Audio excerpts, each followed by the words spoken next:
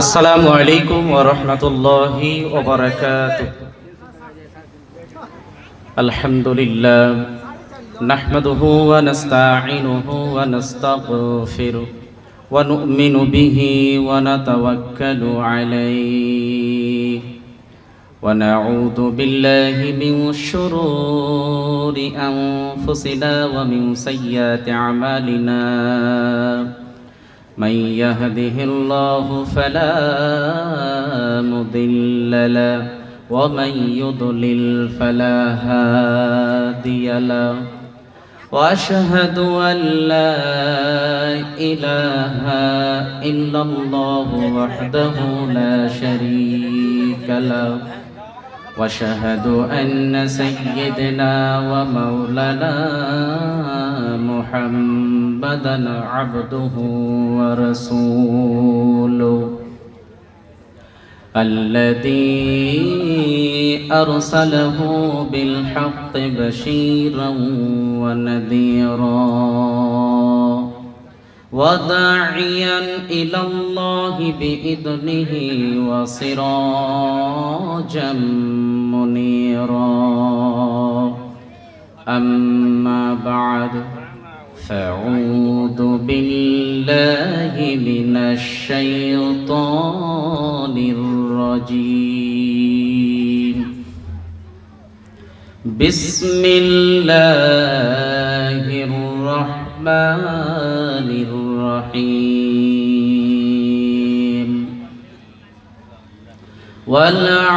والعاديات ضبحا فالموريات قدحا فالمغيرات صبحا فأثرن به نقعا فوسطن به جمعا إن الإنسان لربه لكنود وإنه على ذلك لشهيد. وقال النبي صلى الله عليه وسلم في الحديث المبارك وعن أبي هريرة رضي الله عنه قال قال رسول الله صلى الله عليه وسلم حجيبت النار بالشهوات وحجيبت الجنة بالمكاره متفق عليه. সোনালি দিনের সেই ওমর খালিদ আজ তোমাদের বড় প্রয়োজন। সোনালি দিনের সেই ওমর খালিদ আজ তোমাদের বড় প্রয়োজন। তোমাদের অভাবে ধরণীতে আজ চলছে জালিমের নিপীড়ন। সোনালি দিনের সেই ওমর খালিদ আজ তোমাদের বড় প্রয়োজন। তোমাদের অভাবে ধরণীতে আজ চলছে জালিমের নিপীড়ন। তোমরাই পেরেছিলে আল্লাহর জমিনে দিতে মানুষের নিরাপত্তা। তোমরাই ফিরিয়ে এনেছিলে ধরাতে শ্রেষ্ঠতম মানবতা। সোনালি দিনের সেই ওমর খালিদ আজ তোমাদের বড় প্রয়োজন। তোমরাই পেরেছিলে আল্লাহর জমিনে দিতে মানুষের নিরাপত্তা। তোমরাই ফিরিয়ে এনেছিলে ধরাতে শ্রেষ্ঠতম মানবতা। আজ তোমাদের অভাবে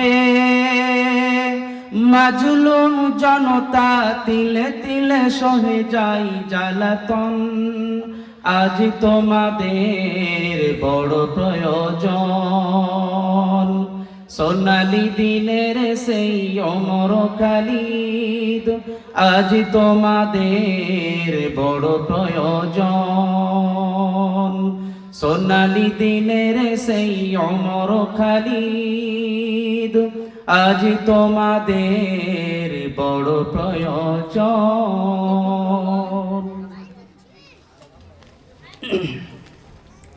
আলহামদুলিল্লাহ, আজকে মুর্শিদাবাদ জেলার রঘুনাথগঞ্জ থানার অন্তর্গত বাণীপুর উত্তরপাড়া ওয়াক্তিয়া মসজিদ ও কবরস্থানের উন্নতিকল্পের আজিমুসান জলসা। আজকের এই জলসার যিনি সভাপতি ফয়জুলত শেখ আব্দুল মান্নান হাফিজাহুল্লাহ, যিনি আমাদের ওমরপুর জামিয়াতুল হুদার প্রধান শিক্ষক, এবং সহসভাপতি হিসেবে আছেন আমার পিতা শেখ জাইদুল ইসলাম হাফিজাহুল্লাহ। আল্লাহ তাআলার নিকটে দোয়া করি আল্লাহ রব্বুল আলামিন শাইখুনাল করিমদেরকে যেন হায়াতে তাইয়্যিবা সিহাতে কুল্লিয়া দান করেন, আল্লাহুম্মা আমিন।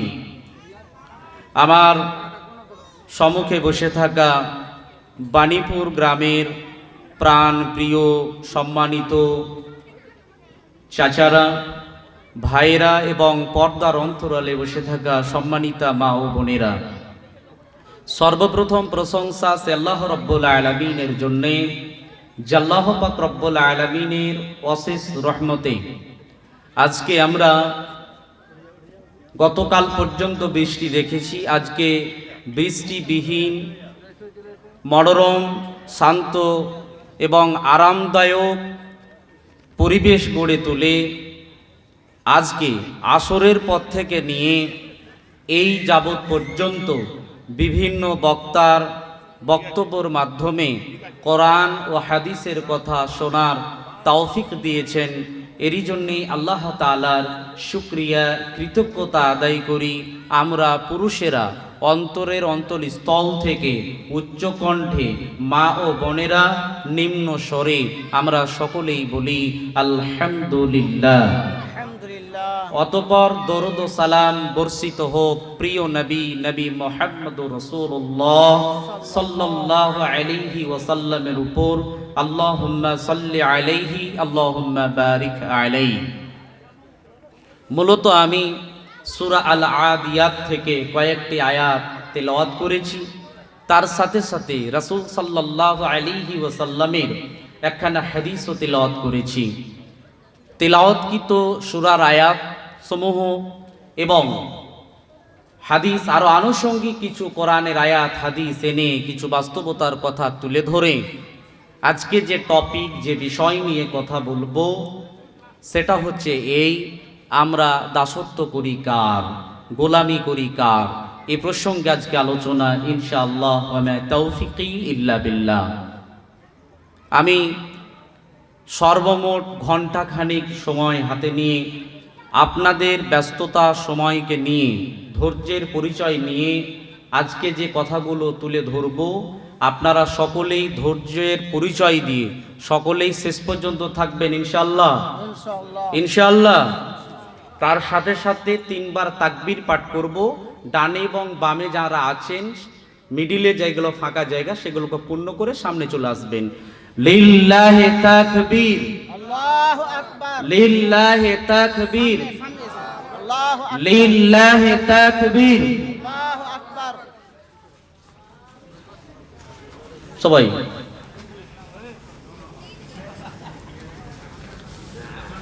আল্লাহ রাব্বুল আলামিন এই সুবিশাল আসমান, এই জমিন তিনি সৃষ্টি করেছেন কেন, কাদের জন্যে? আল্লাহ রাব্বুল আলামিন সূরাতুল বাকারা 2 নম্বর সূরার 22 নম্বর আয়াতে সুস্পষ্টভাবে জানিয়েছেন, আল্লাযী জাআলা লাকুমুল আরদা ফিরাশান ওয়াস সামাআ বিনাআ। আল্লাহ তাআলা বলেছেন, আমি এই জমিনকে সৃষ্টি করেছি বিছানা স্বরূপ এবং আসমানকে সৃষ্টি করেছি ছাদ স্বরূপ। এবং সেই আসমান থেকে ফাআখরাজা, আমি সেখান থেকে বৃষ্টিকে বর্ষণ করি, যে বৃষ্টি জমিনে পড়ে তোমরা সেখানে চাষাবাদের কাজ করো, ফল ফলাদি উৎপন্ন করে থাকো, এবং সেগুলোই হচ্ছে রিজকুল লাকুম, তোমাদের রিজিক স্বরূপ। আল্লাহ তাআলা এই জমিনকে তিনি সৃষ্টি করেছেন সমতল বিছানা স্বরূপ, যে জমিনে কোনো বক্রতা নেই, ঢাল নেই, যেখানে আমরা খুব সহজে চলাফেরা করতে পারি, ঠিক কিনা? এবং আসমানকে তিনি সৃষ্টি করেছেন ছাদ স্বরূপ, সেই আসমান থেকে বৃষ্টি বর্ষণ করেন, যে বৃষ্টি নিয়ে চাষিরা তারা তাদের জমিতে চাষাবাদের কাজ করে থাকেন, এবং সেগুলোই আমাদের রিজিক স্বরূপ, আমরা সেগুলোকে ভক্ষণ করে থাকি। আল্লাহ তাআলা তিনি বললেন। এবং আল্লাহ রাব্বুল আলামিন সূরা ৩ ৯৫ নম্বর সূরার ৪ নম্বর আয়াতে বললেন যে লাকাদ খালাকনাল ইনসানা ফি আহসানি তাকওয়িম, অবশ্যই আমি মানুষদেরকে উত্তম আকার আকৃতি দিয়ে সৃষ্টি করেছি। যে আল্লাহ তাআলা তিনি বললেন, আমাদের বডি স্ট্রাকচারকে যদি দেখি আয়নার সামনে দাঁড়িয়ে, তাহলে দেখতে পাবো যে আল্লাহ তাআলা কত সুন্দর আকার আকৃতি দিয়ে আমাদেরকে সৃষ্টি করেছেন। যেখানে চোখ দেওয়া দরকার চোখ দিয়েছেন, যেখানে কান দেওয়া দরকার সেখানে কান দিয়েছেন, ঠিক কিনা? যদি আল্লাহ তাআলা কানগুলোকে, দুইটি কানকে দুই হাতের বগলে যদি দিয়ে দিতেন, তাহলে আমাদের এখানে শোনা খুব কষ্টকর হয়ে যেত। কাউকে হয়তো এভাবে থাকতে হতো, কাউকে আবার এভাবেও থাকতে হতো। কিন্তু আল্লাহ তাআলা তিনি দাবি করছেন যে আমি উত্তম আকার আকৃতি দিয়ে, আমি সুন্দর বডি স্ট্রাকচার দিয়ে আমি তোমাদেরকে সৃষ্টি করেছি। বলুন সুবহানাল্লাহ। আবার আল্লাহ রাব্বুল আলামিন বললেন, আর রহমান আল্লামাল কোরআন খালাকাল ইনসান আল্লামাহুল বায়ান। সেই দয়াময় আল্লাহ তাআলা তিনি বললেন যে আর রহমান আল্লামাল কোরআন, আমি মানুষদেরকে কোরআনের শিক্ষা দিয়েছি। খালাকাল ইনসান, মানুষদেরকে আমি সৃষ্টি করেছি। ওয়া আল্লামাহুল বায়ান, মানুষদেরকে বায়ান করা, কথা বলা আমি শিক্ষা দিয়েছি। সুবহানাল্লাহ। আল্লাহ তাআলা তিনি দয়াময়, যিনি আমাদেরকে কোরআনের শিক্ষা দিলেন, যিনি মানুষকে সৃষ্টি করলেন, মানুষদেরকে কথা বলা, বায়ান করা, বক্তব্য দেওয়া, বর্ণনা করা, তিনি এগুলো তিনি আমাদেরকে দিলেন। সুবহানাল্লাহ। এত কিছু আল্লাহ তাআলা তিনি কেন দিলেন?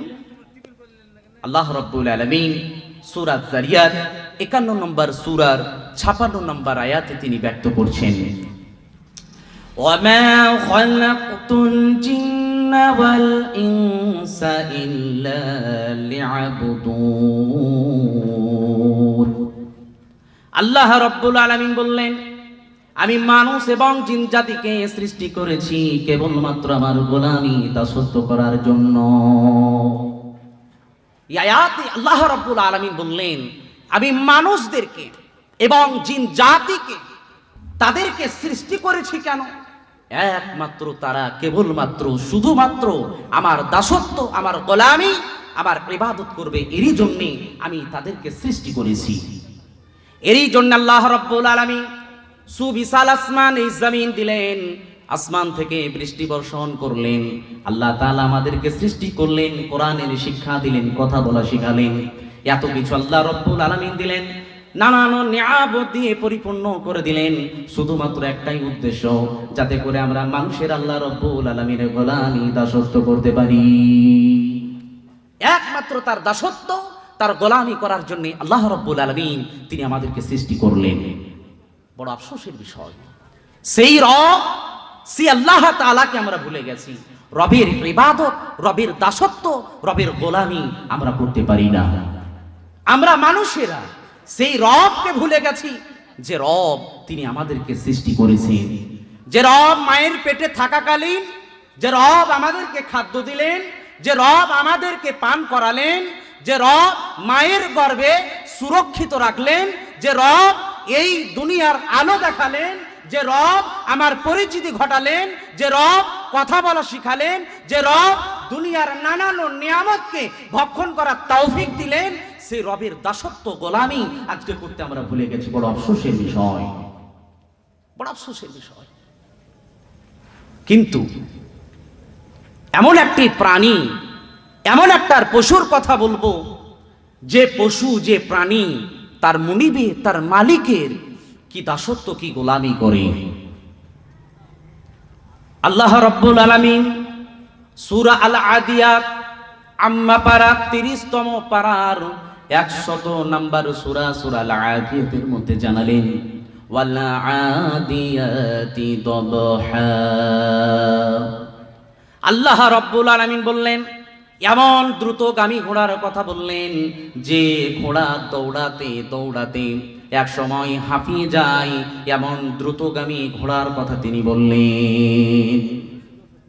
ওয়াল আদিয়াতি দবহা ফাল মুরিয়াতি কদহা।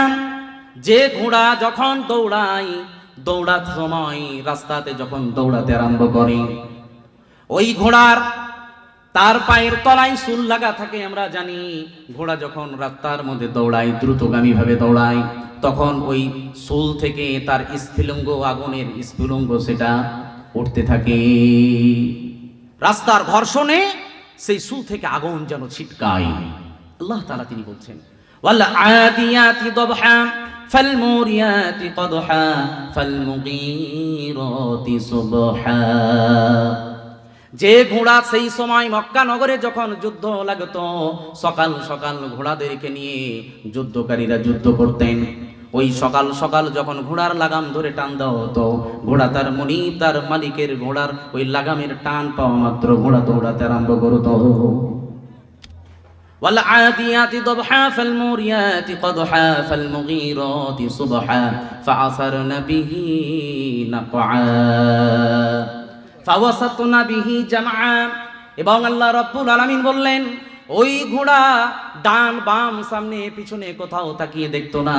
তার মনিব যখন তার লাগাম ধরে টান দিয়ে দৌড়াতে আরম্ভ করতো, ওই ঘোড়া দৌড়াতে দৌড়াতে ওই যুদ্ধকারীদের, তার শত্রুর মোকাবিলা করার জন্য সেই শত্রুদের ভিতরে পর্যন্ত ঢুকে পড়তো। ঘোড়া ডান বাম সামনে পিছনে তাকিয়ে দেখতো না। তাকে তার দুশমনেরা তীর মারবে, গুলি মারবে, বোমা মেরে মারবে, এটা সে পরোয়া করতো না। তার মুনিব লাগাম ধরে টান দিয়েছে, মুনিবের ডাকে সাড়া দিতে হবে, এটা ঘোড়া জানে। তার মুনিবের দাসত্ব, গোলামি করার জন্য ঘোড়া দৌড়াতে আরম্ভ করতো, তাকিয়ে শত্রুপক্ষকে দেখতো না। এটাই আল্লাহ রাব্বুল আলামিন বললেন, ওয়াল আদিয়াতি দবহা ফাল মুরিয়াতি কদহা ফাল মুগীরাতি সুবহা ফাসারনা বিহি নাকআ ফাওয়াসাতনা বিহি জামআ। এবার আল্লাহ রাব্বুল আলামিন বললেন, ইন্নাল ইনসানা লিরাব্বিহি লাকানুদ। আল্লাহ রাব্বুল আলামিন বললেন, নিশ্চয়ই মানুষেরা তার রবের ব্যাপারে বড় অকৃতজ্ঞ। এবার আল্লাহ রাব্বুল আলামিন একটা পশুর বর্ণনা দিলেন, তার গুণাগুণের কথা বললেন। বলার শেষ পর্যায়ে তিনি বলছেন, নিশ্চয়ই মানুষেরা তার রবের ব্যাপারে অকৃতজ্ঞ। তার মানে মানুষেরা তার রবের শুকরিয়া, কৃতজ্ঞতা আদায় করে না। কেমন? আমরা মানুষেরা আমরা রবের নানান নিয়ামতকে বক্ষণ করি, কিন্তু রবের শুকর গুজার আমরা করি না। কিন্তু একটি বারের মতো লক্ষ্য করুন তো, ঘোড়া, যে ঘোড়ার মুনিব, যে মালিক ঘোড়াকে পোষে, থাকার জন্য একটা ছাউনি, ছোট্ট একটা ঘর করে দেন। সেই ঘোড়াকে খাদ্যের জন্য কিছু ঘাস, ভুস, ছোলা, এই জাতীয় খাবার তার মুনিব, তার মালিক তাকে দেয়। এই তো, বেশি কিছু তো নয়। এই ছোট্ট কিছু খিদমত করার জন্য ঘোড়া যদি তার মুনিব, তার মালিকের এভাবে দাসত্ব, গোলামি যদি করে, তাহলে যে রব আল্লাহ তাআলার আমরা সৃষ্টি, যে রবের দ্বারাই আমরা পরিচিতি লাভ করলাম, যে রব এত কিছু দিলেন, সেই রবের শুকর গুজার তার থেকেও বেশি হওয়া দরকার আছে না নাই? কিন্তু বড় আফসোসের বিষয়, সেই রব আল্লাহ তাআলার শুকর গুজার আমরা করতে পারি না। কেমন আমরা পারি না? আল্লাহর নবী সাল্লাল্লাহু আলাইহি ওয়াসাল্লাম তিনি আমাদেরকে স্পষ্টভাবে জানিয়েছেন, বাইনাল আবদি ওয়া বাইনাল কুফরি তারকুস সালাত। একজন মুসলিম এবং অমুসলিমের মধ্যে পার্থক্য হলো 5 ওয়াক্তের সালাত নামাজ। কয় ওয়াক্তের নামাজ? 5 ওয়াক্তের নামাজ একজন মুসলিম ও অমুসলিমের মধ্যে পার্থক্য ঘটায়, যা নবী করিম সাল্লাল্লাহু আলাইহি ওয়াসাল্লাম বললেন। যে বা যারা 5 ওয়াক্তের নামাজ পড়ি তারা মুসলমান, যারা নামাজ পড়ে না তারা নিজেদেরকে মুসলমান দাবি করলেও মুসলমান নয়। কার কাছে? কার কাছে? আল্লাহ তাআলার নিকটে। নবী করিম সাল্লাল্লাহু আলাইহি সাল্লাম বলেন সুন্দর আমরা মসজিদ করলাম, tiles, marble, AC, VIP tiptop মসজিদ তৈরি করলাম, একের পর এক ফ্লোর বাড়ালাম, 4 তলা 5 তলা মসজিদ করলাম। এই মসজিদে আমরা যোগ্য একজন ইমামকে নিযুক্ত করলাম, সেই মসজিদে মুয়াজ্জিনকে নিযুক্ত করলাম, সেই মসজিদে 5 ওয়াক্তের নামাজের জন্য টাইম টেবিল একটা বোর্ড, সাইনবোর্ড দিলাম, এবং মুয়াজ্জিন 5 ওয়াক্তের টাইম টু টাইম একদম ওয়াক্ত বাই ওয়াক্ত মুয়াজ্জিন তিনি আজান দেন। কি আজান দেন? মুয়াজ্জিন তো রবের বড়ত্ব বর্ণনা করেন। মুয়াজ্জিন আজান দিতে দিতে এক পর্যায়ে বলেন, হাইয়া আলাস সালাহ, তোমরা নামাজের দিকে এসো। কিসের দিকে এসো? তোমরা নামাজের দিকে এসো। হাইয়া আলাল ফালাহ, তোমরা কামিয়াব সফলতার দিকে এসো। মুয়াজ্জিন 5 ওয়াক্তের আজানে এই বাক্যগুলো 2 বার করে বলে, ঠিক কিনা? 2 বার বলে। আবার সেই মুয়াজ্জিন যখন ফজরের আজান দেন, ফজরের আজানের সময় মুয়াজ্জিন আরো 2টি বাক্য বাড়িয়ে তিনি বলেন, কি বলেন না? মুয়াজ্জিন বলেন কি? আস-সালাতু খায়রুম মিনান নাওম। মুয়াজ্জিন এই বাক্য দিয়ে বলতে চান যে ঘুমের থেকে সালাত নামাজ হলো উত্তম। আল্লাহর নবী সাল্লাল্লাহু আলাইহি ওয়াসাল্লাম তিনি শিক্ষা দিয়েছেন। মুয়াজ্জিন বলে দিলেন আমাদেরকে, তোমরা যে ঘুমাও এই ঘুমের থেকে উত্তম হলো নামাজ। বড় আফসোসের বিষয়, মুয়াজ্জিন আজান দেয়, মুয়াজ্জিনের আজান শুনতে পাই, কিন্তু মুয়াজ্জিন ডাকে কার শুকরিয়া কৃতজ্ঞতার জন্য? রবের শুকরিয়া কৃতজ্ঞতার জন্য। কিন্তু বড় আফসোসের বিষয়, সেই রবের শুকর গুজার আমরা কিন্তু করি না। এবার বলেন বিশ্ব নবী সাল্লাল্লাহু আলাইহি ওয়াসাল্লামের হাদিসের দিকে যাই। وعن أبي هريرة رضي الله عنه قال قال رسول الله صلى الله عليه وسلم حجيبت النار بالشهوات وحجيبت الجنة بالمكاره। আবু হুরাইরা রাদিয়াল্লাহু তাআলা আনহু তে বর্ণিত, তিনি বলেন নবী সাল্লাল্লাহু আলাইহি ওয়াসাল্লাম তিনি বলেছেন, জাহান্নামকে ঘিরে রাখে আনন্দ মौज মস্তিতে, লালসায় খায়শিয়াতে, আর জান্নাতকে ঘিরে রেখেছে দুঃখ কষ্ট বেদনাতে। আল্লাহর নবী সাল্লাল্লাহু আলাইহি ওয়াসাল্লাম বললেন। এবারে হাদিসকে একটু আমরা বিশ্লেষণ করি। আল্লাহর নবী হাদিসের প্রথম অংশে বললেন ওয়া হুজিবাতিন নারু বিশাহাওয়াত, জাহান্নামকে ঘিরে রেখেছে বিশাহাওয়াত। বিশাহাওয়াত দিয়ে আল্লাহর নবী সাল্লাল্লাহু আলাইহি ওয়াসাল্লাম বোঝাতে চাইলেন দুনিয়ার নানান রঙিন মौज মাস্তি, এই সব কিছুতে জাহান্নামকে ঘিরে রেখেছে আরামায়েশে। বলেন আমরা মানুষেরা 5 ওয়াক্তের আজান দেয়, আমরা শুনতে পাই, নামাজ পড়তে যাই না, লজ্জা মনে করি, কিন্তু তবুও নামাজের মধ্যে শামিল হতে পারি না। কারণটা কি? আমরা মানুষেরা দুনিয়ার লোভ লালসা, দুনিয়ার মহে মহব্বতে পড়ে গিয়ে, দুনিয়ার ফিতনায় পড়ে গিয়ে নামাজ আমরা পড়ি না। অথচ জাহান্নামকে ঘিরে রেখেছে ওই বেনামাজি অবস্থায়। কেমন? বলেন ওই শীতের পৌষ মাস, মাঘ মাসের কনকনে ঠান্ডা, আমরা সুন্দরভাবে ব্ল্যাঙ্কেট গায়ে দিয়ে, ল্যাব গায়ে দিয়ে সুন্দরভাবে ঘুমিয়ে থাকি। আর মুয়াজ্জিন যখন আজান দেয় আর বলেন আসসালাতু খায়রুম মিনান নাওম, আমরা এই বাক্য শুনতে পাই, কিন্তু এই বাক্য শোনার পরেও সুন্দরভাবে ল্যাব মুড়ি আবার ঘুমিয়ে পড়ি, ঠিক না? এই যে আরাম আয়েশকে নিলাম, আল্লাহর নবী বললেন এই যে আরাম আয়েশকে যারা নিল, এই আরাম আয়েশে জাহান্নামকে ঘিরে রেখেছে, এটা আল্লাহর নবী সাল্লাল্লাহু আলাইহি ওয়াসাল্লাম বললেন। আবার কেমন বলি আপনাকে, দুনিয়ার আরাম আয়েশির কেমন কথা, যেটা আল্লাহ রব্বুল আলামিন হারাম করেছেন, সেই হারামগুলো জিনিসের মধ্যে মौज মাস্তি দুনিয়ায় আছে না নাই? বলেন মদ যে মানুষ খায়, এটা আনন্দ উল্লাস করে কি করে না? এই মদ পান করার সঙ্গে সঙ্গে মানুষের যখন নেশা চেপে যায়, মানুষ তখন নিজের মতো মাতলামি করতে আরম্ভ করে। এই যে মদ, এই মদ যারা পান করবে, এই মদ পান করার মাধ্যমেই যারা তাওবা ইস্তেগফার করবে না, তাওবা ইস্তেগফার ছাড়াই যারা মৃত্যুবরণ করবে, এ মদ পান করার কারণেই তাদেরকে যেতে হবে জাহান্নামে। হাদিসের মধ্যে আল্লাহর নবী সাল্লাল্লাহু আলাইহি সাল্লাম বললেন, এ আরাম আয়েশেই জাহান্নামকে ঘিরে রেখেছে। আর জান্নাত খুব কষ্টের মধ্যে পাওয়া যায়। জান্নাত পেতে গেলে দিনে 5 ওয়াক্তের নামাজ পড়তে হবে, হাজারো ব্যস্ততা, হাজারো কষ্টকে পিছনে ফেলে দিয়ে সমস্ত জিনিসকে বরণ করে 5 ওয়াক্তের নামাজ পড়া, এটা সহজ নয়, কঠিন কাজ, এটা কষ্টের কাজ। এরই জন্য আল্লাহর নবী সাল্লাল্লাহু আলাইহি সাল্লাম বললেন, দুঃখ কষ্ট বেদনাতে জান্নাতকে যেন ঘিরে রেখেছে। ঘিরে রেখে না, জান্নাতকে দুঃখ কষ্টতে ঘিরে রেখেছে। কেমন? একজন মুমিন ইমানদার তার নিজের মন মতো পৃথিবীতে চলতে পারবে না। পারবে? মুমিন মন যেটা চাইবে সেটা মুমিন করতে পারবে না। কেন পারবে না? আল্লাহর নবী সাল্লাল্লাহু আলাইহি ওয়াসাল্লাম বললেন, ওয়া আন নবী হুরায়রা রাদিয়াল্লাহু আনহু قال قال رسول الله صلى الله عليه وسلم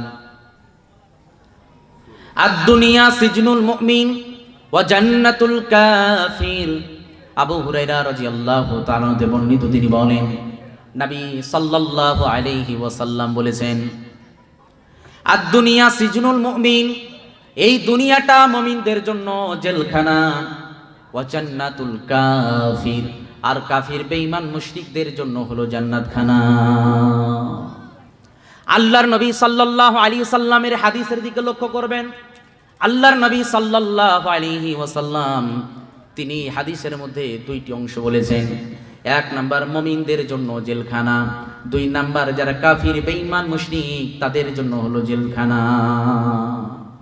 ইমাম নববী রাহিমাহুল্লাহ এই হাদিসের ব্যাখ্যা বিশ্লেষণ করতে গিয়ে তিনি বলেছেন যে মুমিনদের জন্য দুনিয়াটা হলো জেলখানা। কেমন জেলখানা?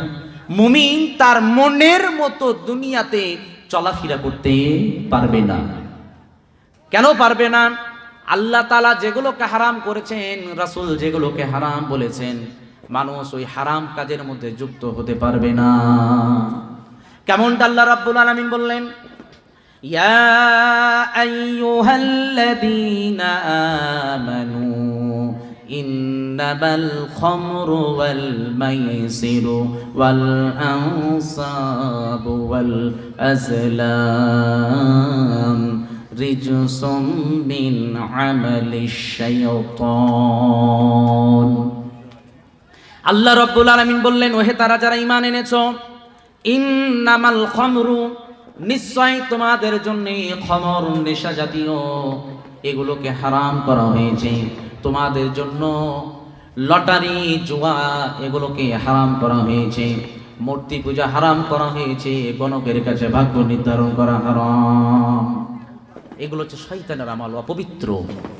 বলেন, মুমিন চাইলেও, যারা মুমিন মুসলমান তারা কি মদ পান করতে পারে?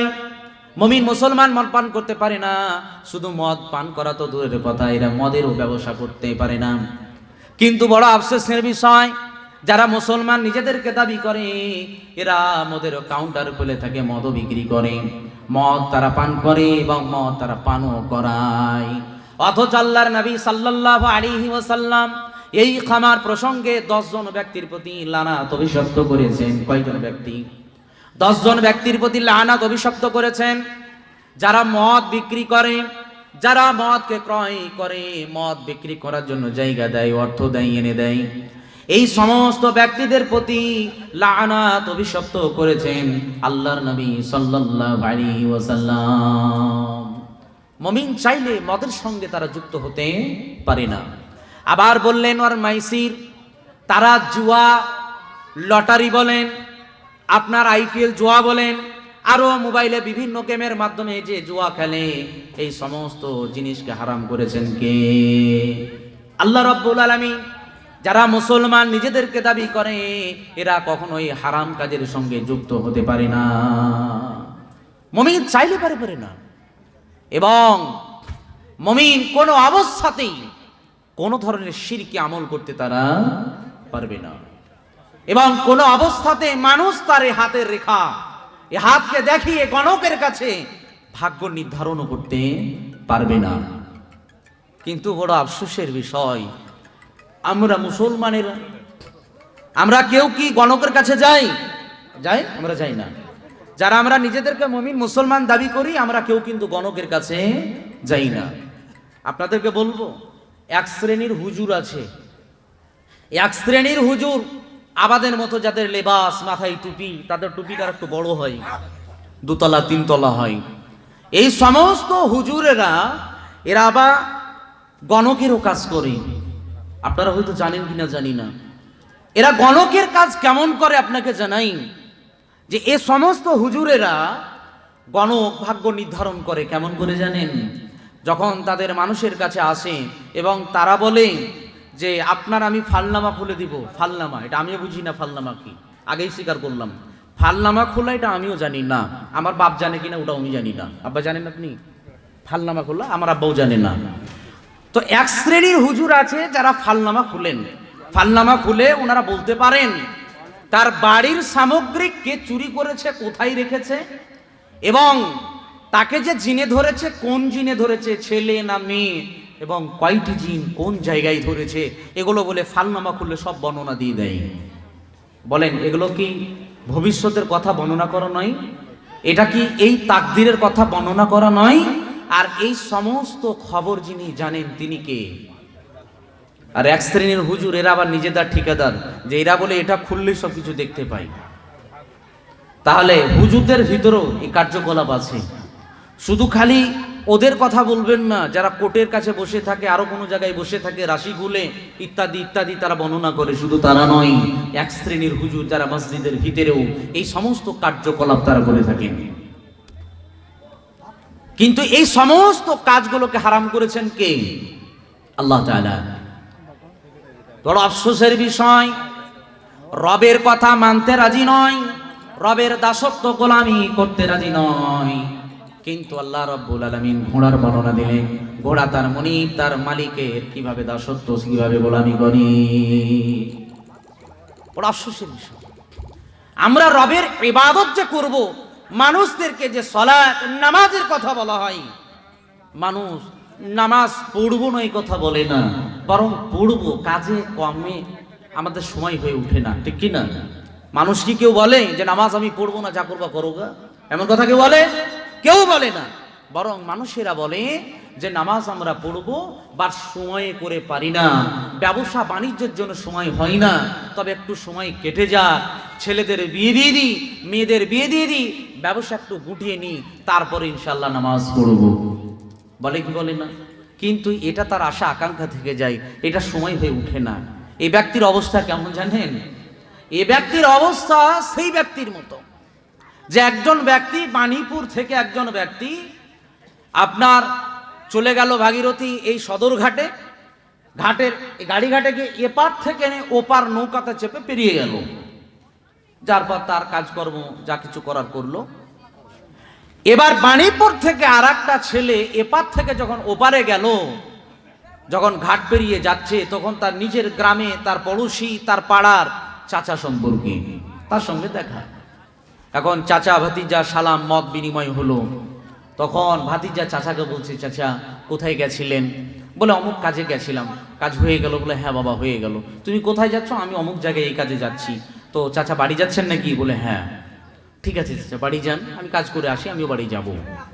এখন ওই চাচা হাঁটতে হাঁটতে ওই নৌকার ঘাটে এসে এক পাশে বসে চুপচাপ এভাবে গালে হাত দিয়ে বসে আছে। এখন ভাতিজা ঘন্টাখানিক তার কাজকর্ম সেরে এখন ভাতিজা ফিরে ঘাটের কাছাকাছি যখন হচ্ছে, তখন দেখলো যে আমার পাড়া পড়োশির চাচা নৌকার এক পাশে চুপচাপ গালে হাত দিয়ে বসে আছে। বলেন এখন ভাতিজা কি মনে করবে? চাচা শরীর খারাপ, প্রেশার হয়তো বেড়ে গেছে, অসুস্থ হয়ে গেছে, এরই জন্য চাচা হয়তো যেতে পারেননি।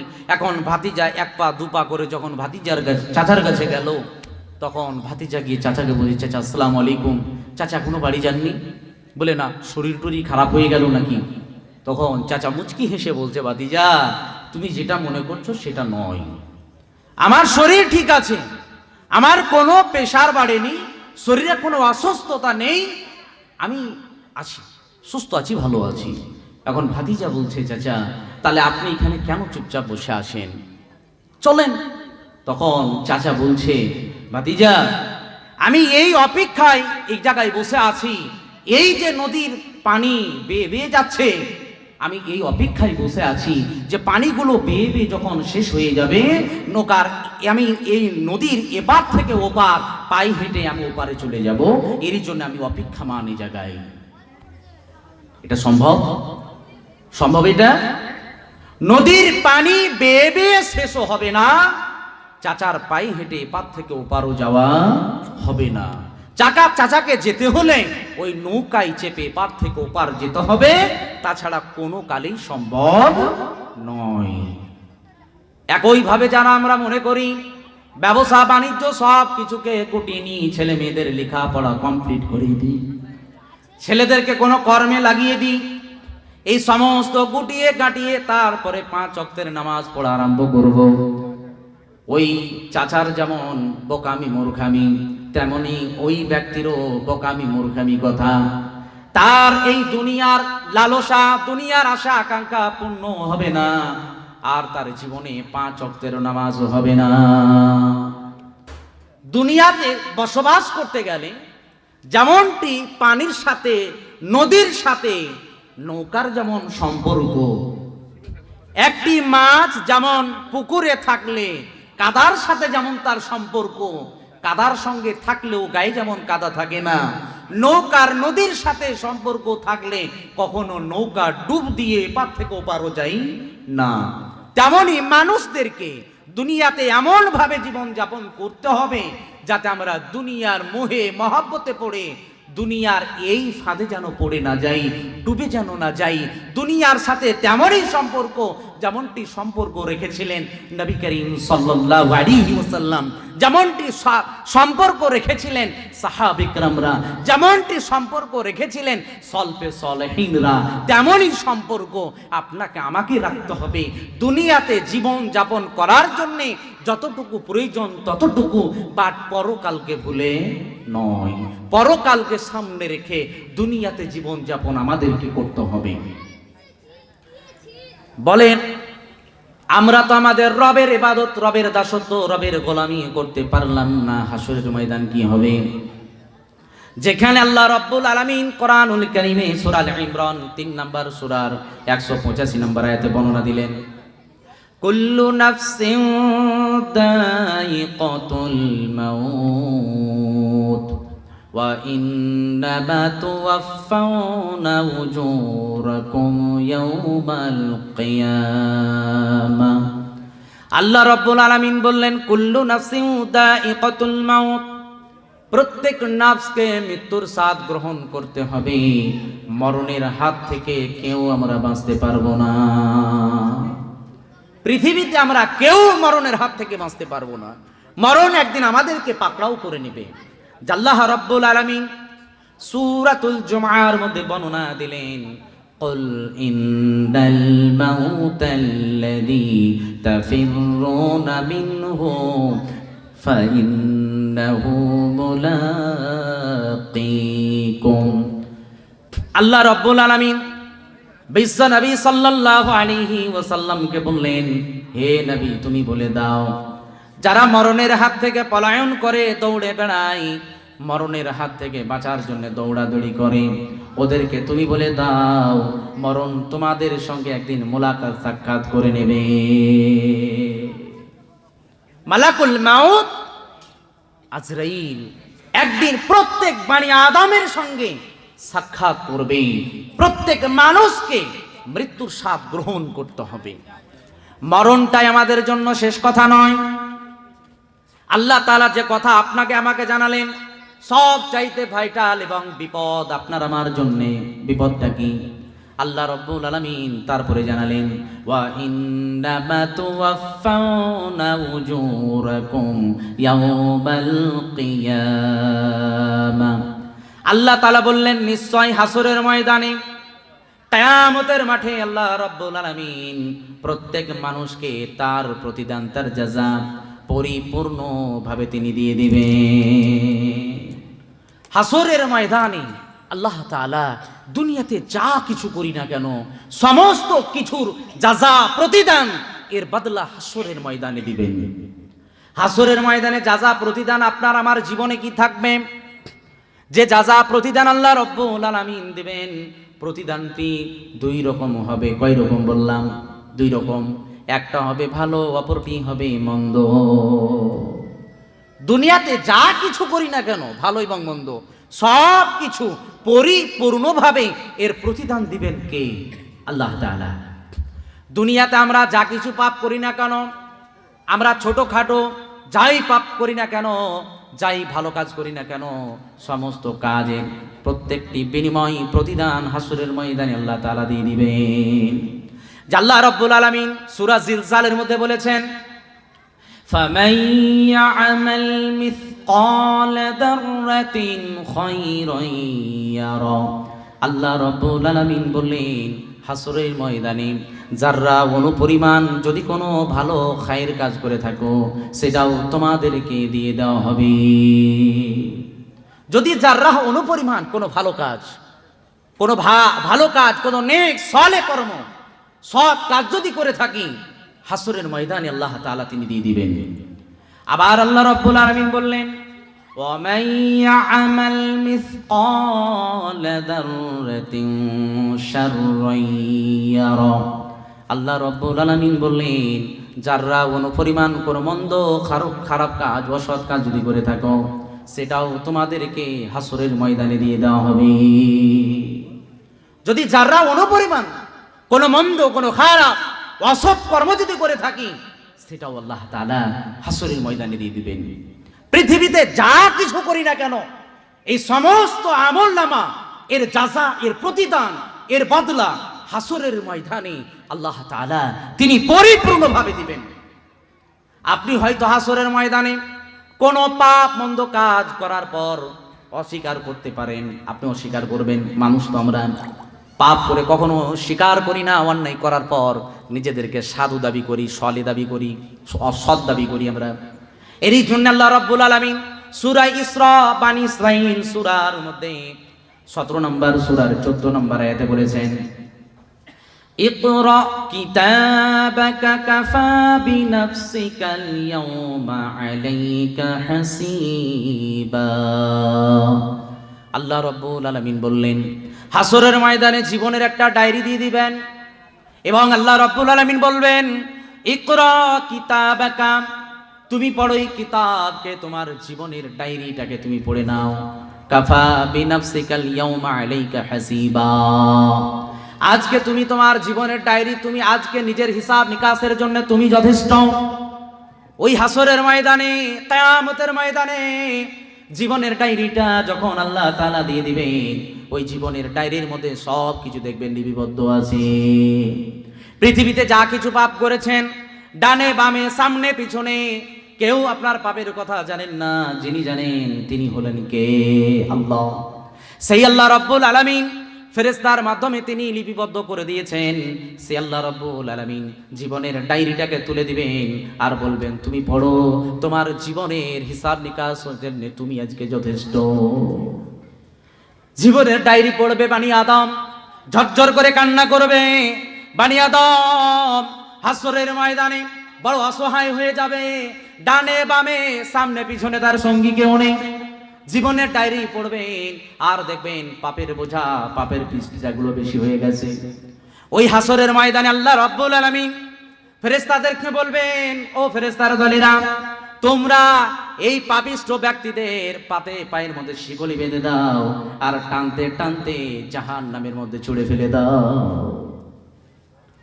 হাসরের ময়দানে আমাদের পায়ে শিকল বেঁধে যখন ফেরেশতারা জাহান্নামে ফেলে দেবে, জাহান্নামের জায়গাটা কেমন আপনাকে জানাই?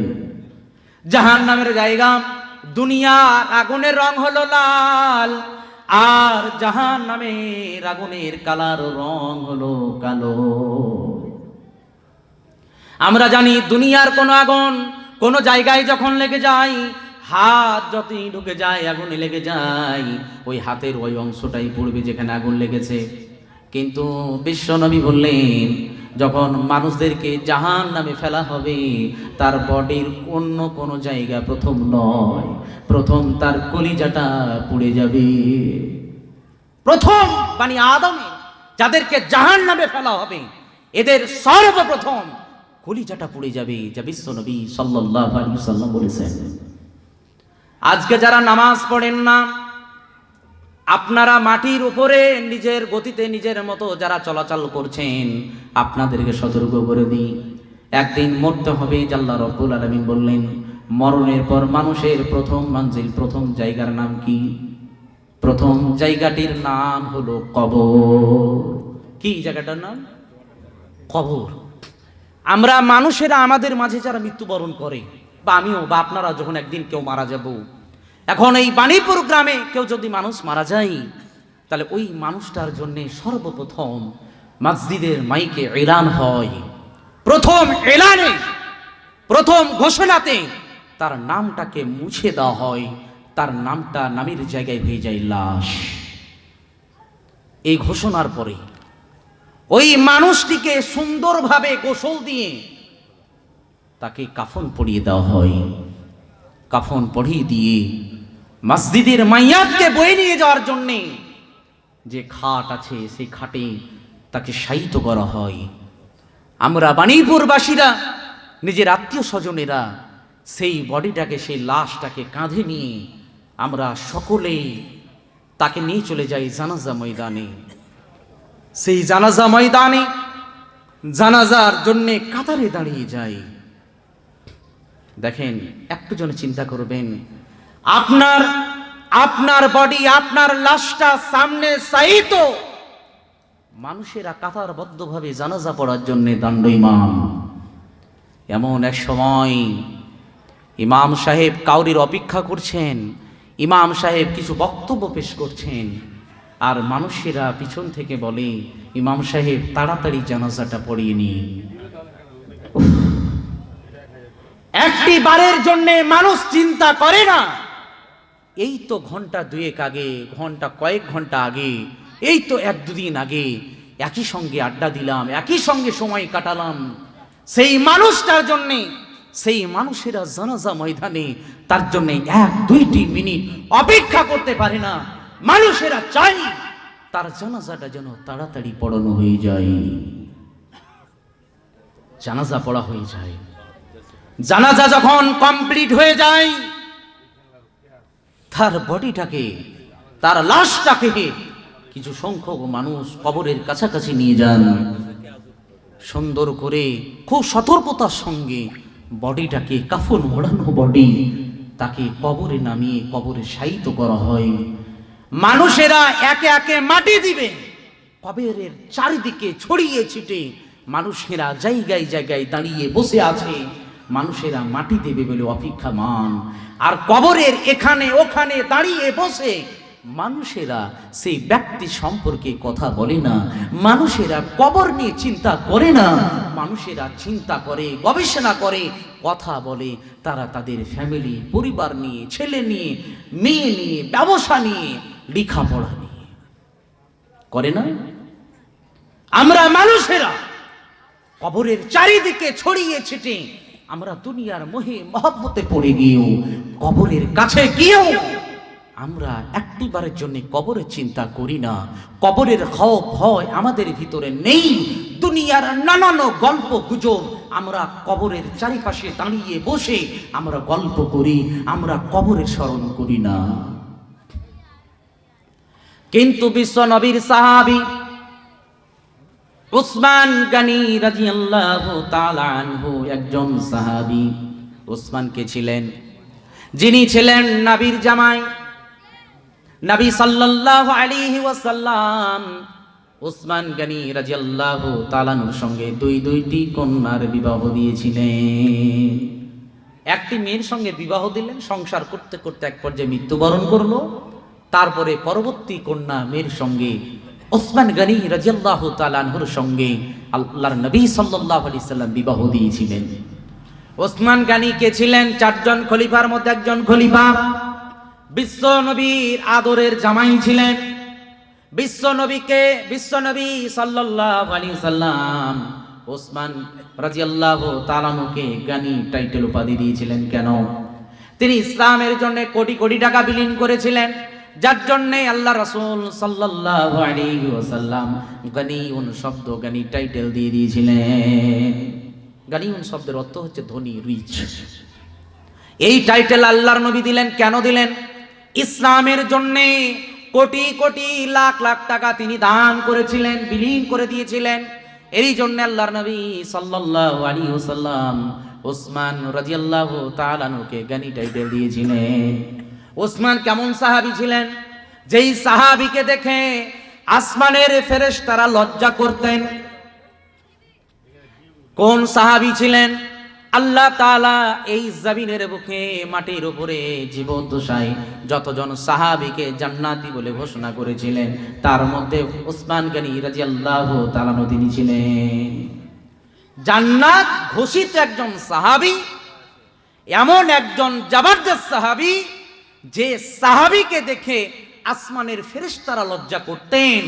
এমন একজন সাহাবী যে সাহাবী কবর স্থানে যেতেন, কবরের পাশে কবর যখন জিয়ারত করতেন, ওসমান গনি রাদিয়াল্লাহু তাআলা আনহু কবরের পাশে দাঁড়িয়ে অঝর ঝরে তিনি কান্না করতেন।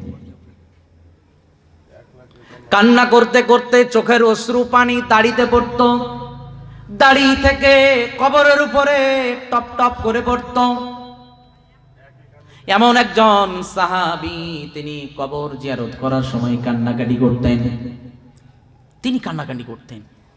এক পর্যায়ে সাহাবা একরামরা জিজ্ঞেস করলেন, হে আমাদের সাথী, আপনার সম্মুখে যখন জান্নাত জাহান্নাম সম্পর্কে আলোচনা করা হয়, আপনি এত কান্নাকাটি করেন না, কিন্তু আপনি কবরের পাশে দাঁড়িয়ে এত অজর ঝরে কেন কান্না করেন? ওসমান রাদিয়াল্লাহু তাআলা আনহু তিনি বলেছিলেন সাহাবীদেরকে, আমার সঙ্গী সাথীরা শোনো,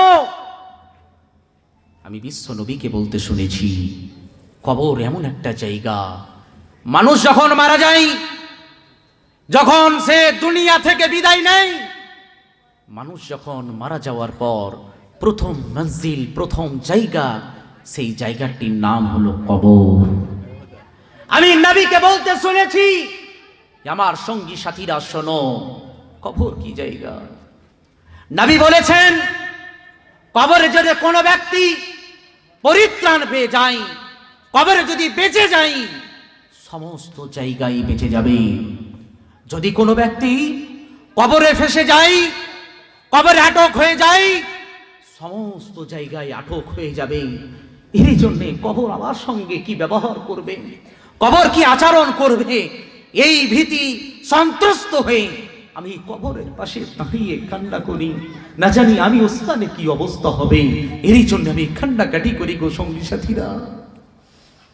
এমন একজন সাহাবী, তিনি কবরকে স্মরণ করে, তিনি কবরের পাশে দাঁড়িয়ে যদি কান্নাকাটি করেন, জান্নাতি ঘোষণা হওয়ার পরেও আমাদের কি হয়ে গেছে, আমাদেরকে কোন জিনিসে আমাদেরকে আসক্ত করে নিয়েছে, রবের গোলামি, রবের দাসত্ব, রবের ইবাদত থেকে গাফিল, উদাসীন করে দিয়েছে। যদিও রব আমাদেরকে ডাক দিয়ে বলেন, ইয়া আইয়ুহান নাস মা গররাকা বিরব্বিকাল কারীম, হে পৃথিবীর মানব, হে মানব মণ্ডলী, তোমাদের এমন কি হয়েছে, রবের ইবাদত, রবের দাসত্ব, রবের গোলামি থেকে তোমাদেরকে বিরত রেখে দিয়েছে। তোমরা রবের দাসত্ব, রবের ইবাদত, রবের গোলামি তোমরা করো না। কি মোহে ফিতনায় পড়ে গেছি, কি আসক্ত করে নিয়েছে, কবরকে আমরা ভুলে গেছি।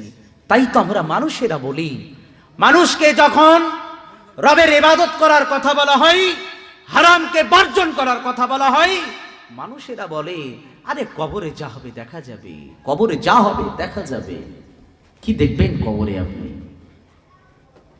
আপনার কি শক্তি, কি ক্ষমতা, কি পাওয়ার, যে রব আল্লাহ তাআলা কোরআনে আপনাকে বলেছেন, খুলিকাল ইনসানু যায়ীফা, আমি মানুষদেরকে, এ মানবকে দুর্বল যায়ীফ করে এদেরকে আমি সৃষ্টি করেছি। আপনি কিসের পাওয়ার, কিসের ক্ষমতা দেখাবেন? আপনার যখন বগলে লম্ফড়া বেরিয়ে যায়, তখন এ হাতটাকে এভাবে তোলার, নড়াচড়া করার কোনো ক্ষমতা পান না। কিসের পাওয়ার, কিসের ক্ষমতা? আজকে কোন মানুষের যদি দিনে 5 বার 6 বার লুজ মোশন হয়ে যায়, পাতলা পায়খানা হয়ে যায়, মানুষটি দাঁড়িয়ে থাকার ক্ষমতা রাখতে পারে না, মানুষ শুয়ে থাকে, তার চলার ক্ষমতা হয় না, মানুষ কিসে কি দেখবেন? কবরে গিয়ে আপনি কি দেখবেন? কবরে কি দেখবেন? কবর জায়গা কি জানেন? কবরের আযাব সম্পর্কে, কবরের ভিতর সম্পর্কে কোন ইলম, কোন জ্ঞান, কোন ধারণা আপনার আছে? নবী সাল্লাল্লাহু আলাইহি ওয়াসাল্লাম 1450 বছর পূর্বে উম্মাহকে সতর্ক করেছেন, উম্মাহকে জানিয়েছেন। কি জানিয়েছেন উম্মাহকে?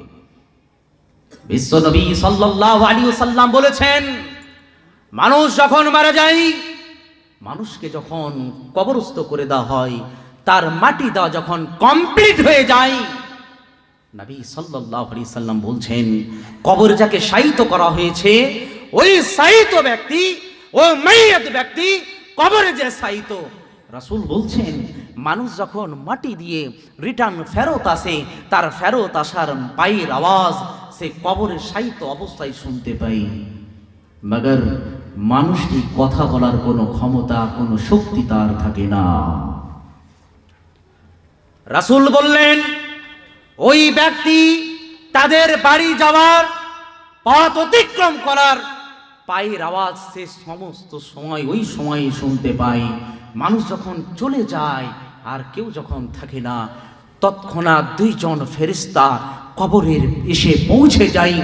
ওই ব্যক্তিকে কবরে বসানো হয় এবং তাকে জিজ্ঞেস করা হয়, মান রব্বুকা, মান নবিয়ুকা, মা দীনুকা। তিনটি প্রশ্ন করা হয়। রাসূল বলছেন, যদি ওই ব্যক্তিটি মুমিন ইমানদার ব্যক্তি হয়, 3টি প্রশ্নের উত্তর দিয়ে দিবে। 4 নম্বর প্রশ্ন তাকে করা হবে, তুমি এগুলো কোথা থেকে পেয়েছিলে? মানুষটি জবাব দিবে, মুমিন ইমানদার ব্যক্তি জবাব দিবে যে আমি অর্জন করেছিলাম কোরআন থেকে, হাদিস থেকে, উলামায়ে কেরামের বক্তব্য থেকে। এই ইলম, এই জ্ঞান সঞ্চয় করে আমল করেছিলাম। এসে ইলম জ্ঞান অনুপাতে আমল করার পরিবর্তে আজকে এর জবাব, এর উত্তর আমি আপনাদেরকে দিতে পারলাম। 3টি প্রশ্নের পরে 4 নম্বর প্রশ্ন। তখন ফেরেশতারা জাহান্নামকে তার সামনে নিয়ে আসবেন, আর ব্যক্তিটাকে বলা হবে, দেখো জাহান্নামকে তাকিয়ে তুমি দেখো। মানুষটি দেখবেন, কম্পন তার শুরু হবে। ফেরেশতারা বলবে, এই জায়গা প্রস্তুত করে রাখা হয়েছিল তুমি নেক্সট সালে আমল করার কারণে, আল্লাহর রেজামন্দি সন্তুষ্ট হওয়ার জন্য তোমাকে আল্লাহ তাআলা এই জায়গার পরিবর্তে তোমাকে দিয়েছেন জান্নাত। এই জায়গা জান্নাতকে দেখিয়ে তাকে কিয়ামতের আগে মুহূর্ত পর্যন্ত শুইয়ে দিবেন ফেরেশতাগণ। যদি বদকার অসৎ ব্যক্তি হয়, ওই ব্যক্তিকে যখন সওয়াল প্রশ্ন করা হবে, লা আদরি, আমি কিছু জানি না, রাসূলে প্রতি ইঙ্গিত করে বলা হবে, এই ব্যক্তিকে তুমি কি চেনো? তখন সেই ব্যক্তি বলবে, আমি চিনি না, জানি না, মানুষেরা তাকে নিয়ে মন্দ বলেছিল, খারাপ বলেছিল, তাদের কথা মোতাবেক শুনে সেই কাজ আমি করেছিলাম। তখন ফেরেশতারা জান্নাতকে তার সামনে নিয়ে আসবেন। নিয়ে আসার পর তাকে বলবেন, এই দেখো জান্নাত, যেটা প্রস্তুত করে রাখা হয়েছিল, তুমি বদকার হওয়ার কারণে, আল্লাহর অসন্তুষ্ট হওয়ার কারণে, রবের অকৃতজ্ঞ বান্দা হওয়ার কারণে, রবের ইবাদত করনি, রবের দাসত্ব করনি, রবের গোলামি করনি, এরই জন্য রব জান্নাতকে দূরে সরিয়ে তোমার জন্য রেখেছে জাহান্নাম। তখন ফেরেশতাদেরকে অর্ডার দেওয়া হবে, তার কবরের সঙ্গে জাহান্নামের কানেক্টেড সম্পর্ক করে দাও। তখন তার কবরে জাহান্নামের আযাব, সে গরম আবহাওয়া তার কবরে ঢুকতে থাকবে, শাস্তি পেতে থাকবে। কবরে কি দেখবেন আপনি? কবরে কি দেখবেন? বিশ্ব নবী সাল্লাল্লাহু আলাইহি ওয়াসাল্লাম বলছেন, ব্যক্তি যদি জাহান্নামী বদকারী হয়ে থাকে, কবর তার সঙ্গে কি আচরণ, কি ব্যবহার করবে? রাসূল বলছেন, কবরের মাটি ডান দিক থেকে বাম দিকে আসবে, বাম দিকের মাটি ডান দিকে যাবে, এমন ভাবে তার বডিটাকে চেপে ধরবে যেমনটা কোনো মানুষ লোরারের পিছনে যদি, লোরারের চাকার তলে যদি পড়ে যায়, যেমনটা তাকে চিপসিয়ে দেয়, তার শরীরে হাড্ডি চামড়া ছাড়া আর ভিতরের কোনো মশলা থাকে না, সব কিছুকে বের করে দেয়। রাসূল বলছেন, কবর সেইভাবে তাকে চেপিয়ে ধরবে, তার বডির কোনো অস্তিত্ব থাকবে না। মাটি যখন আবার দূরে সরে যাবে, বডিটা যেমন ছিল তেমনটা হয়ে যাবে। কি দেখবেন কবরে? কি মনে করেন দুনিয়ার শক্তি পাওয়ার ক্ষমতা, বডির শক্তি, বংশের পাওয়ার, আপনার আরো দুনিয়াবি কোনো পাওয়ার ক্ষমতা দেখাবেন? এটা কবরে চলবে না। কবরে চলবে কি? কবরে কি চলবে আপনাকে জানাই। কবরের সঙ্গী সাথী হবে সালাত, কবরের সঙ্গী সাথী হবে আপনার, কবরের সঙ্গী সাথী হবে আপনার দান খায়রাত। বলেন রাসূল, আমরা রবের দাসত্ব গোলামি করব ইনশাআল্লাহ? রবের দাসত্ব গোলামি করার জন্য কারা কারা প্রস্তুত? দুই হাত তুলে দেখাই। রবের দাসত্ব গোলামি কতদিন করবেন? কতদিন করবেন? মৃত্যুর আগ মুহূর্ত পর্যন্ত। আল্লাহ তাআলা সূরা হিজর 15 নম্বর সূরার শেষ আয়াতে 99 নম্বর আয়াতে বলছেন, ওয়াবুদ রাব্বাকা হাত্তা ইয়াতিয়াকাল ইয়াকিন, তোমরা তোমাদের রবের ইবাদত গোলামি দাসত্ব করো যতদিন না পর্যন্ত তোমাদের নিকটে মালাকুল মাউত মৃত্যু না এসে যায়। মৃত্যুর আগে মুহূর্ত পর্যন্ত দাসত্ব গোলামি ইবাদত করব কার? আল্লাহ তাআলা। সে রব আল্লাহ তাআলা। এবার আপনাকে শেষ হাদিস শোনাই। রবের দাসত্ব গোলামি করব ইনশাআল্লাহ। আল্লাহ তাআলা আমাদের সকলকে তৌফিক দেন রবের দাসত্ব গোলামি ইবাদত করার জন্য। বলি আল্লাহুম্মা আমিন। এবার বলেন, আপনার আমার প্রকৃতপক্ষে ধন সম্পদ কয়টি? বলেন কয়টি? যা কিছু দুনিয়াতে উপার্জন করি, কামাই, এই ধন সম্পদ আপনার আমার জন্য কয়টি জানেন কেউ? ধন সম্পদ আপনার আমার প্রকৃতপক্ষে সত্যিকারের, রাসূল বলছেন সম্পদ তোমাদের তিনটি। কয়টি বললাম? তিনটি। হাদিসটা শুনেন। ওয়ান আবি হুরায়রা রাদিয়াল্লাহু আনহু قال ইয়াকুলুল আবদু মালি মালি। আবু হুরায়রা রাদিয়াল্লাহু তাআলা বর্ণিত, তিনি বলেন নবী সাল্লাল্লাহু আলাইহি ওয়াসাল্লাম বলেছেন, ওয়া ইন মালুহু মিন মালিহি সালাস। মানুষেরা বলে, বান্দারা বলে, সম্পদ আমার, সম্পদ আমার, বাড়ি আমার, গাড়ি আমার, টাকা আমার, অমুক আমার, তমুক আমার, অমুক আমার। মানুষেরা বলে কি বলে না? রাসূল বলছেন, দাবি করে। রাসূল সাল্লাল্লাহু আলাইহি ওয়াসাল্লাম বলছেন যে প্রকৃতপক্ষে ধন সম্পদ হচ্ছে তোমাদের তিনটি। কয়টি বললাম? তিনটি। নাম্বার 1, মা আকালা ফাফনা, যেটা তোমরা খাও, পান করো, যা ভক্ষণ করো, এটা তোমাদের। কাদের? এই যে আমি স্টেজে ওঠার আগে যা কিছু খেলাম, এই খাওয়াটা কার হলো? আপনারা যা কিছু খেলেন এটা কার হলো? নিজের হলো। রাসূল বলছেন, যা কিছু খাও, পান করো, ভক্ষণ করো, এটা তোমার। আউ লাবিসা ফাবলা, যেটা 2 নাম্বার বললেন, যেটা তোমরা পরিধান করো, ব্যবহার করো, ইউজ করো, এটা তোমাদের সম্পদ। বাড়িতে থাকি, গাড়ি ব্যবহার করি, মোবাইল ব্যবহার করি, পোশাক আশাক ব্যবহার করি, ওয়াচ ঘড়ি ব্যবহার করি, যা কিছু ইউজ ব্যবহার করি না কেন, এটা তোমাদের। রাসূল বললেন 2।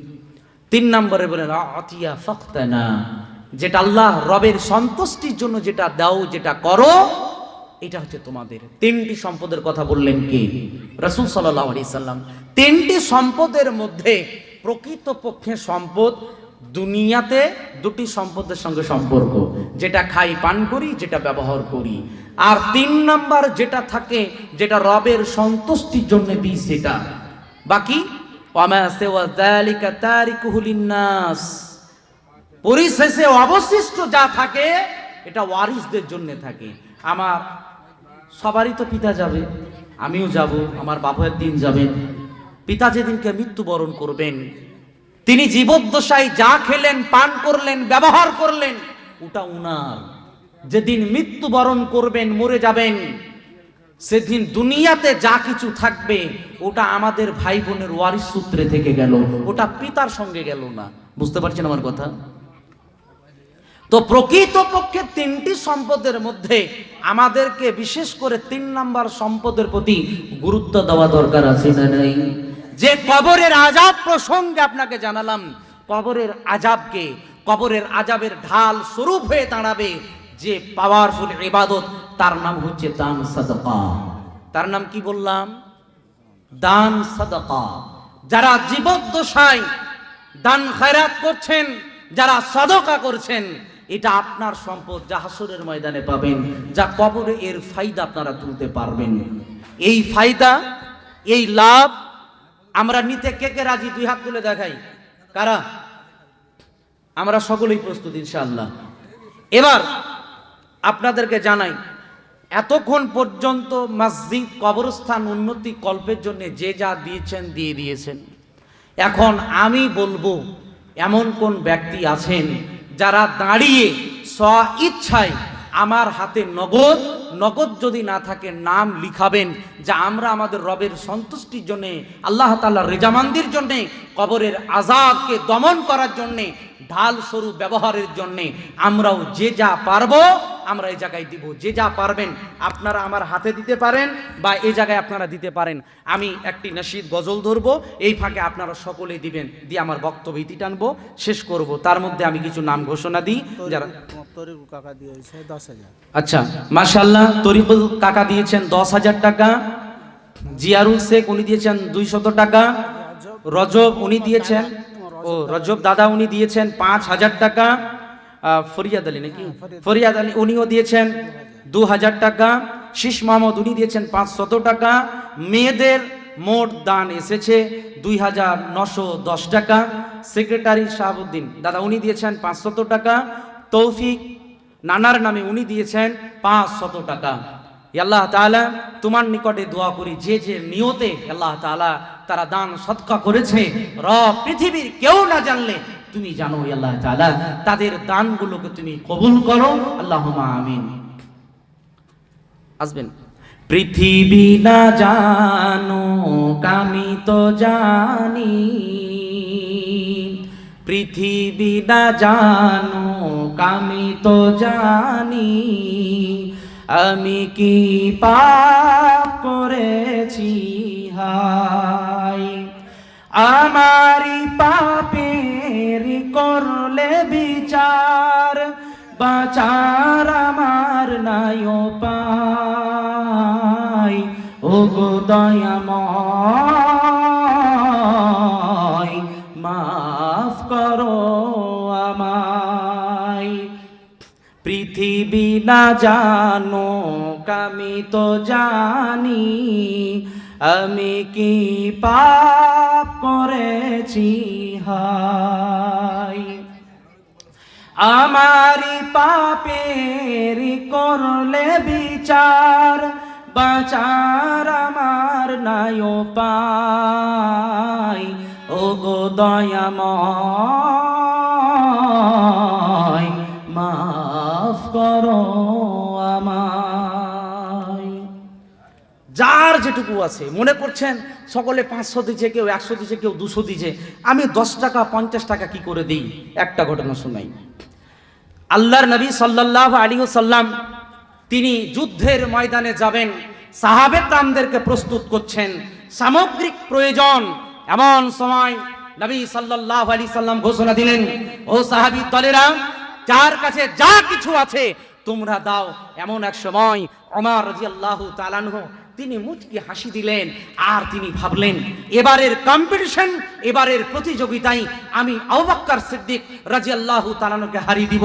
এই টেন্ডেন্সি, মন মানসিকতা নিয়ে আবু বকর সিদ্দিক, ওমর রাদিয়াল্লাহু তাআলা আনহু তিনি বাড়ির দিকে চলে গেলেন। কেউ উঠবে না, কেউ উঠবে না, কেউ উঠবে না, বসো, শেষ হয়ে যাবে 5টা মিনিট, কেউ উঠবে না, একবারে আমরা বিদায় নেব ইনশাআল্লাহ। আর 5টা মিনিট ধৈর্য ধরে ওমর রাদিয়াল্লাহু তাআলা আনহু এই মন মানসিকতা নিয়ে বাড়ি গেলেন। মা বোন আপনারাও দিবেন, যে যা পারবেন আপনারা তুলেন, গামছাতে হোক কিছুতে হোক তুলে আপনারা এই জায়গায় পাঠিয়ে দেন। এমন সময় ওমর রাদিয়াল্লাহু তাআলা আনহু বাড়ি গেলেন। বাড়ি থেকে তিনি একটা পুটলা নিয়ে এলেন, কিছু সম্পদ নিয়ে এলেন, রাসূলের খিদমতে পেশ করলেন। রাসূল সাল্লাল্লাহু আলাইহি সাল্লাম, মাশাআল্লাহ, ও আর 10টা খুচরা থাকলে এমন সময় রাসূল সাল্লাল্লাহু আলাইহি সাল্লাম মাশাআল্লাহ এমন এক সময় রাসূল সাল্লাল্লাহু আলাইহি সাল্লাম ওমর রাদিয়াল্লাহু তাআলাকে জিজ্ঞেস করলেন, হে ওমর, তুমি তোমার বাড়িতে কি রেখে এসেছো, কতটুকু সম্পদ এনেছো? ওমর বললেন, আমার বাড়িতে যা সম্পদ ছিল সম্পদের মধ্যে অর্ধেক সম্পদের জায়গায় আমি খিদমতে পেশ করলাম, অর্ধেক সম্পদ বাড়িতে রেখে এলাম। তিনি এই সম্পদ দেওয়ার পরে পাশে দাঁড়িয়ে রইলেন। এমন এক সময় আবু বকর সিদ্দিক রাদিয়াল্লাহু তাআলা আনহু একটা পুটলি নিয়ে এসে রাসূলের দরবারে খিদমতে পেশ করলেন। রাসূল সাল্লাল্লাহু আলাইহি সাল্লাম জিজ্ঞেস করলেন, হে আবু বকর, তুমি তোমার বাড়িতে কি রেখে এসেছো? তখন আবু বকর সিদ্দিক রাদিয়াল্লাহু তাআলা আনহু বললেন, ইয়া রাসূলুল্লাহ, হে আল্লাহর নবী সাল্লাল্লাহু আলাইহি সাল্লাম, আমি আমার বাড়িতে আল্লাহ এবং তার রাসূলকে রেখে এসেছি। সুবহানাল্লাহ। ওমর রাদিয়াল্লাহু তাআলা আনহু তিনি এবার বললেন, এবারও কম্পিটিশন প্রতিযোগিতায় আমি আবু বকরকে হারাতে পারলাম না। আবু বকর প্রত্যেকবারের জন্য তিনি জিতে যান। রাসূল কেন বললেন? যার যতটা ক্ষমতা আছে ক্ষমতা অনুপাতে যে যেমনটি দান করবে, এই দানের প্রাধান্য অগ্রাধিকার কবুল গ্রহণযোগ্য কার নিকটে? আল্লাহ তাআলার নিকটে। এরই জন্য যার যা কিছু আছে এই জায়গায় আপনারা দেন। আমি যদি নাম ধরে ডাকি সেটা ভালো হবে না নিজে থেকে দিবেন? হ্যাঁ, মানিক দাদা কত টাকা দিবেন? আল্লাহর হস্তে দিয়েছেন নাকি? দিয়ে দিয়েছেন না বলবেন? হ্যাঁ, দিয়ে পাঠিয়েছে, মাশাআল্লাহ। যারা বাকি আছেন মা বোনদের ভিতর থেকে যেটুকু হয় তুলে পাঠান আপনারা। পাপের বোঝা মাথায় নিয়ে উঠব তোমার দরবারে, ও গো আল্লাহ সেদিন আমায় দিও ক্ষমা করে। পাপের বোঝা মাথায় নিয়ে উঠব তোমার দরবারে, ও গো আল্লাহ সেদিন আমায় দিও ক্ষমা করে। না জানি কি হবে সেদিন, যাব যেদিন গরে। না জানি কি হবে সেদিন, যাব যেদিন কবরে, ও গো আল্লাহ সেদিন আমায় দিও ক্ষমা করে। গান বাজনাই মেতেছিলাম, নামাজ না পড়েছি। গান বাজনাই মেতেছিলাম, কোরআন না পড়েছি। ও গো আল্লাহ সেদিন আমায় দিও ক্ষমা করে। না জানি কি হবে সেদিন, যাব যেদিন কবরে, ও গো আল্লাহ সেদিন আমায় দিও ক্ষমা করে। পাপের বোঝা মাথায় নিয়ে উঠব তোমার দরবারে, ও গো আল্লাহ সেদিন আমায় দিও ক্ষমা করে। আলহামদুলিল্লাহ, আল্লাহ তাআলার নিকটে দোয়া করি, যে যা নিয়তে, যে যা আশা আকাঙ্ক্ষা নিয়ে দান খয়রাত করেছে, আল্লাহ রাব্বুল আলামিন তুমি সকলের মনের কথা, তাদের অন্তরের কথা আল্লাহ তুমি জানো। ইয়া আল্লাহ তাআলা তাদের সকলের দানকে তুমি তাদের সদকাকে গ্রহণ করো, কবুল করো, আল্লাহুম্মা আমিন। ইয়া আল্লাহ তাআলা তাদের আশা আকাঙ্ক্ষাকে তুমি পূর্ণ করো, আল্লাহুম্মা আমিন। ইয়া আল্লাহ তাআলা তারা আমাদের ভিতরে যারা বিদ্যমান, হে আল্লাহ তাআলা তুমি আমাদের সকলকে, যাদের এই আওয়াজ কানের ভিতরে যাচ্ছে আল্লাহ তাআলা, সকলকে তুমি 5 ওয়াক্তের নামাজি মুসল্লি হিসেবে তুমি কবুল করে নাও, আল্লাহুম্মা আমিন। ইয়া আল্লাহ তাআলা আমাদের ভিতরে যারা অসুস্থ রয়েছে আল্লাহ তাআলা তাদেরকে তুমি সুস্থতা দান করো, আল্লাহুম্মা আমিন। ইয়া আল্লাহ তাআলা আমাদের ভিতরে যারা ঋণগ্রস্ত তাদের ঋণকে তুমি মুক্ত করার তৌফিক দাও, আল্লাহুম্মা আমিন।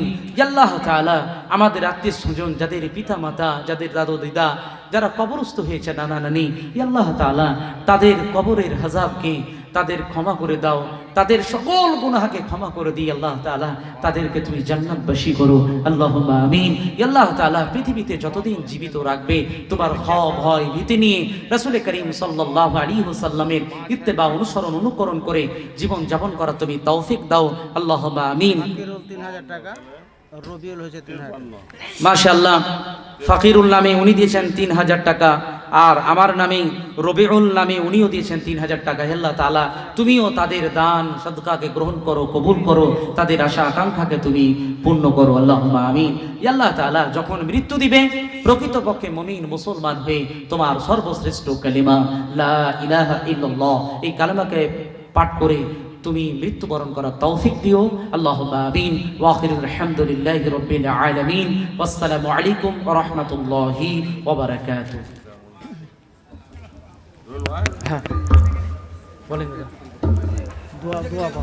দোয়া মজলিস শেষে দোয়া সকলে বলি। সুবহানাকাল্লাহুম্মা ওয়া বিহামদিকা আশহাদু আল লা ইলাহা ইল্লা আনতা আস্তাগফিরুকা ওয়া আতুবু ইলাইক। আজকে শোনাবেন নাকি?